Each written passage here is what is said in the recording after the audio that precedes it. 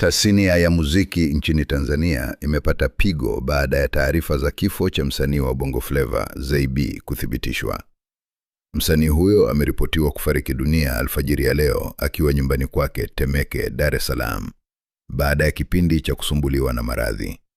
Taarifa kutoka kwa watu wa karibu na familia zinaeleza kuwa maandalizi ya mazishi yanaendelea na marehemu anatarajiwa kuzikwa leo.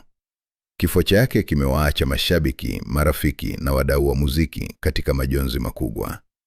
Zaiby atakumbukwa kwa mchango wake katika muziki wa Tanzania na kazi mbalimbali alizowahi kuzifanya katika kipindi chake cha muziki.